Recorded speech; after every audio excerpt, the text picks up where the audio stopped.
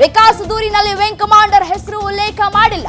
ಅವರ ದೂರಿನ ಆಧಾರದ ಮೇಲೆ ಎಫ್ಐಆರ್ ಮಾಡಿದ್ದೇವೆ ಅಂತ ಹೇಳ್ತಾ ಇದ್ದಾರೆ.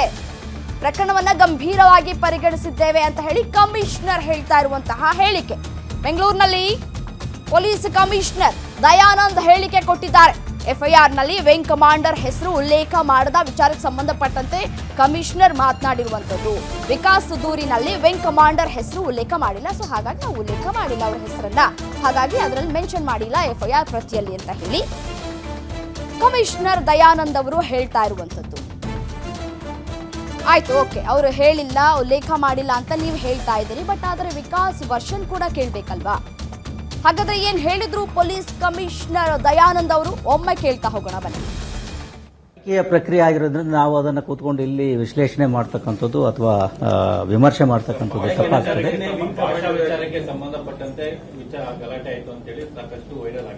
ಈ ವಿಷಯದ ಬಗ್ಗೆ ಈ ಸಾಮಾಜಿಕ ಜಾಲತಾಣಗಳಲ್ಲಿ ಕೆಲವು ವಿಡಿಯೋಗಳು ಬಂದಿರತಕ್ಕಂಥದ್ದು ಪೊಲೀಸರ ಗಮನಕ್ಕೆ ಬಂದಿದೆ. ಇನ್ಫ್ಯಾಕ್ಟ್ ಆ ಸಾಮಾಜಿಕ ಜಾಲತಾಣಗಳಲ್ಲಿ ಬಂದಿರತಕ್ಕಂಥ ವಿಡಿಯೋದ ಆಧಾರದ ಮೇರೆಗೆ ಪೊಲೀಸರು ಆ DRDOಗೆ ಸಂಪರ್ಕಿಸಿ ಅಲ್ಲಿ ಯಾರು ಏನು ಅನ್ನೋದ್ರ ಬಗ್ಗೆ ಮಾಹಿತಿಯನ್ನು ಕಲೆ ಹಾಕಿ ನಂತರ ದೂರವನ್ನು ದಾಖಲಿಸಿದ್ದಾರೆ. ನಂತರ ಪ್ರತಿ ದೂರು ಕೂಡ ದಾಖಲಾಗಿದೆ. ಕೆಲವು ಅಂಶಗಳು ಅದರಲ್ಲಿ ಇರ್ತಕ್ಕಂಥದ್ದು ವಾಸ್ತವಾಂಶ ಇರಲಿಕ್ಕಿಲ್ಲ, ಬಟ್ ಅದು ತನಿಖೆಯ ಭಾಗ ಆಗಿರೋದ್ರಿಂದ ನಾವು ಹೆಚ್ಚು ಅದರಲ್ಲಿ ಹೇಳಲಿಕ್ಕೆ ಆಗೋದಿಲ್ಲ. ಈಗಾಗಲೇ ಹೇಳಿದೆ, ಅವರು ಕೊಟ್ಟಿರ್ತಕ್ಕಂಥ ಕೆಲವು ಅಂಶಗಳು ಸಾಮಾಜಿಕ ಜಾಲತಾಣಗಳಲ್ಲಿ ಅವರು ಉಲ್ಲೇಖ ಮಾಡಿರ್ತಕ್ಕಂಥ ಕೆಲವು ಅಂಶಗಳು ವಾಸ್ತವಾಂಶದಿಂದ ಕೂಡಿರೋ ಸಾಧ್ಯತೆ ಇಲ್ಲ ಅನ್ನೋದು ಕಂಡು ಬಂದಿದೆ, ಬಟ್ ಅದು ತನಿಖೆಯ ಭಾಗ ಆಗಿರೋದ್ರಿಂದ ನಾವು ಹೆಚ್ಚು ಅದರ ಬಗ್ಗೆ ಮಾತನಾಡಲಿಕ್ಕೆ ಆಗೋದಿಲ್ಲ.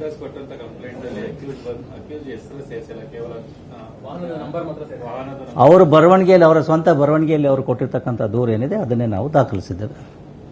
ಸ್ಪಷ್ಟವಾಗಿ ಭಾಷಾ ವಿಚಾರಕ್ಕಾಗಿಲ್ವಾ? ಈಗಾಗಲೇ ಹೇಳಿದ ಹಾಗೆ ಅವರು ಏನು ಅದು ಸಾಮಾಜಿಕ ಜಾಲತಾಣದಲ್ಲಿ ಏನು ಅವರು ಇದನ್ನ ಹಾಕಿದ್ರು ಅದು ವಾಸ್ತವಾಂಶ ಸ್ವಲ್ಪ ವ್ಯತ್ಯಾಸ ಇರೋದು. ತನಿಖೆಯ ಪ್ರಕ್ರಿಯೆ ಆಗಿರೋದ್ರಿಂದ ನಾವು ಅದನ್ನು ಕೂತ್ಕೊಂಡು ಇಲ್ಲಿ ವಿಶ್ಲೇಷಣೆ ಮಾಡ್ತಕ್ಕಂಥದ್ದು ಅಥವಾ ವಿಮರ್ಶೆ ಮಾಡ್ತಕ್ಕಂಥದ್ದು ತಪ್ಪಾಗ್ತದೆ.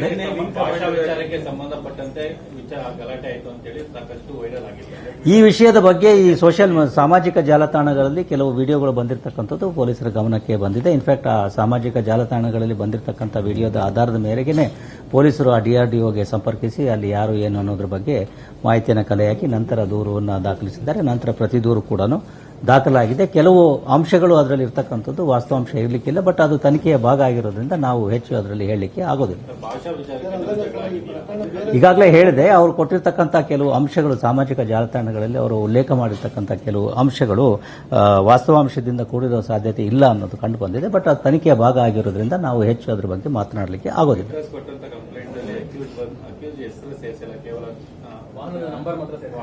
ಅವರು ಬರವಣಿಗೆಯಲ್ಲಿ, ಅವರ ಸ್ವಂತ ಬರವಣಿಗೆಯಲ್ಲಿ ಅವರು ಕೊಟ್ಟಿರ್ತಕ್ಕಂಥದ್ದು